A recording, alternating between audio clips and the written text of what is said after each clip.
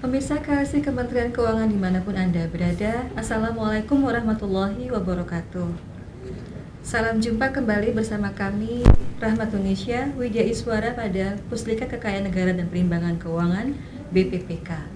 Dalam tayangan kali ini kita akan menyajikan informasi dan pengetahuan mengenai pengetahuan hukum bagi pegawai DJKN.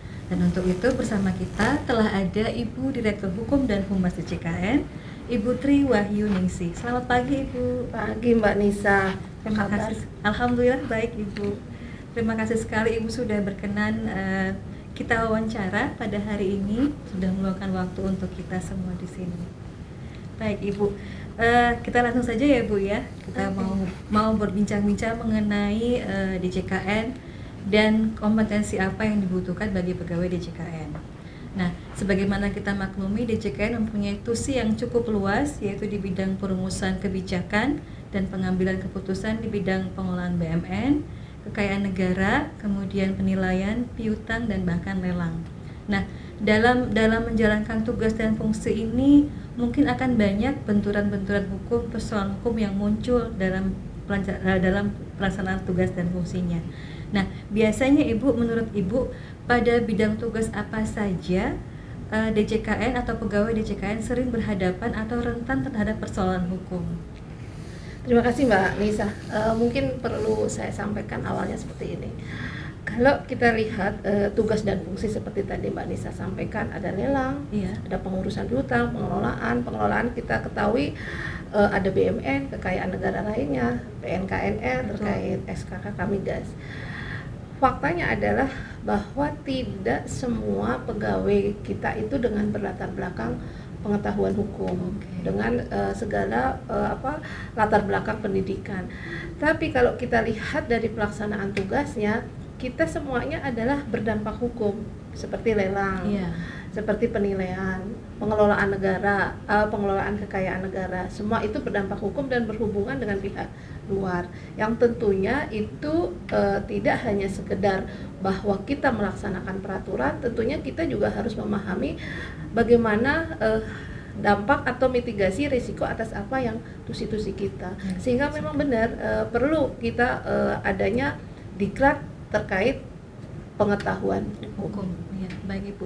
Terkait tadi persoalan hukum yang dihadapi oleh pegawai DJKN, apakah banyak gugatan yang masuk ke DJKN terkait tusi dan pekerjaan DJKN sehari-hari, Bu? Kalau kita lihat memang secara jumlah semakin tahun semakin bertambah. Ya, Bu, ya? Kalau nggak salah akhir 2019 sekitar 3.300 sekian. Nah, kalau kita lihat dalam konteks perkaranya, memang sebagian besar adalah pelaksanaan tusi lelang.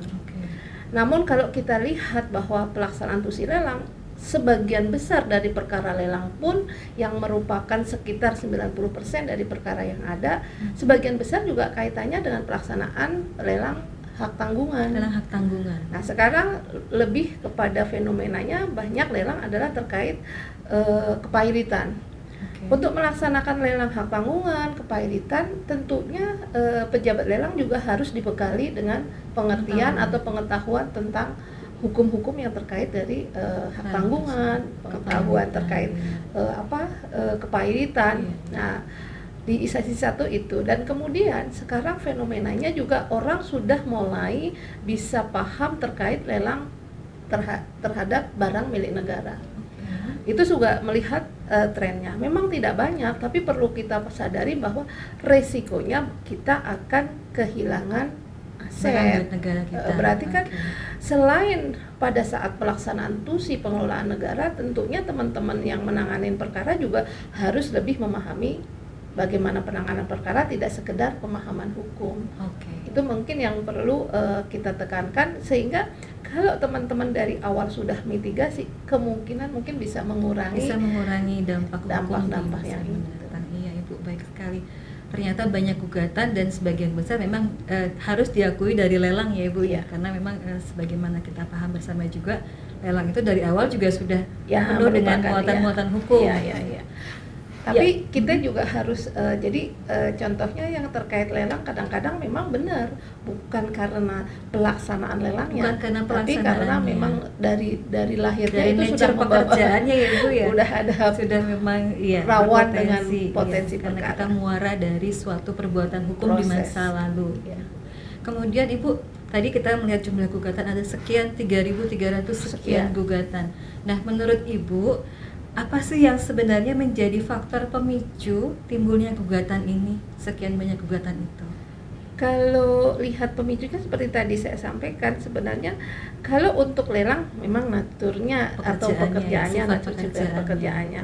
Tapi bukan berarti, yang penting kalau buat saya adalah teman-teman dari yang melaksanakan tugas dari awal sudah paham bahwa resiko atas pelaksanaan lelang itu akan ke situ, sehingga dia harus menyiapkan diri bagaimana kalaupun itu nanti ada gugatan adalah bukan karena pelaksanaan tugas dia lelang, sehingga dia tahu mamanya yang kepailitan itu kita juga harus paham ini masih merupakan kewenangan siapa untuk memohon lelang ini. Itu contohnya. Apakah sudah di kurator atau masih di pemegang? Kan kayak gitu-gitu harus dipahami. Kemudian untuk pelaksanaan tugas atau tusi lainnya yang terkait pengelolaan kekayaan negara, utamanya adalah pada saat menangani yang SBPPN.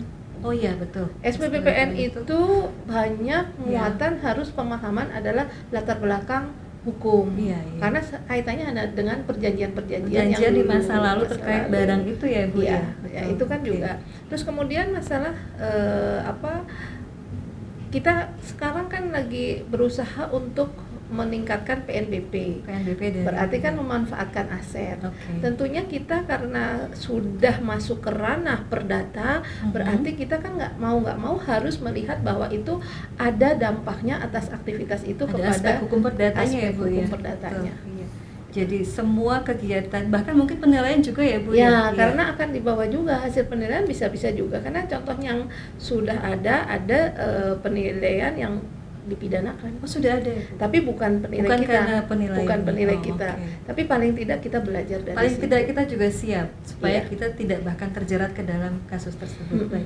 Tadi dari pengelolaan barang milik negara, piutang lelang memang karena sifatnya seperti itu. Lalu sekarang sudah ada juga gugatan pidana terhadap penilaian, memang akhirnya seorang pegawai DJKN mau tidak mau harus belajar dan paham hukum ya Bu, hukum perdata, hukum pidana, bahkan petun juga ya Bu ya. Nah sekarang lebih lucu lagi, bukan lucu, fenomenanya ada lagi. Lelang pun sekarang lelang di peradilan agama karena sengketa waris perkawinan. Sengketa harta gono gini perkawinan juga ada gugatannya. Iya. Jadi memang tidak bisa lepas ya Bu dari pengetahuan hukum. Nah, sejauh ini melihat tadi bahwa semua pegawai DJKN mau tidak mau ya harus paham hukum gitu. Nah, apakah ada upaya dari Direktorat Hukum Humas atau jajaran kita di bidang informasi, di seksi informasi dan hukum untuk memberikan pemahaman hukum atau kompetensi hukum ini kepada pegawai di DJKN? Sebelum jawab ini ada satu lagi keingetan Mbak, PPID. Oh iya betul, pejabat. PPID itu benar-benar hal baru dan kita berhadapan dengan orang yang juga belum tentu berlatar hukum. Nah ini juga yang nanganin juga di Humas. Betul. Ini jadi benar-benar dari kita itu ada pekerjaan yang bersentuhan dengan masalah itu, dan semuanya itu berjalan seperti hukum acara untuk PPID. Jadi kan harusnya karena langkah demi langkah juga ya Bu ya. Itu juga. Nah terus terkait sama tadi.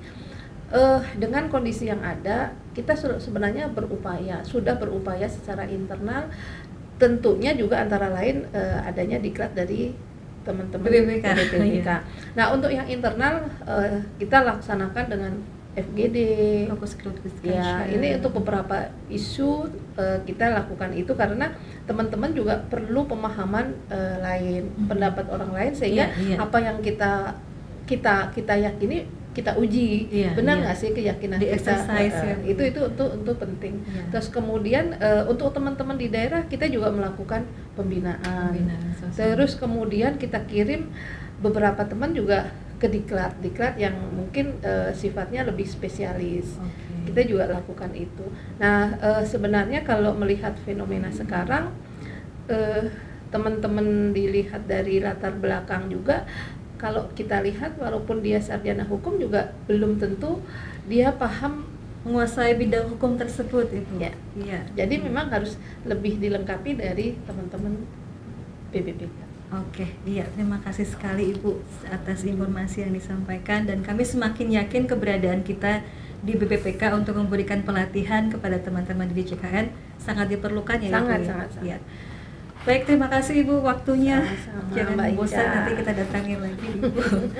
Baik pemirsa KLC Kementerian Keuangan dimanapun Anda berada, demikian tadi wawancara singkat kita dengan Ibu Direktur Hukum dan Humas Ibu Tri Wahyuningsih.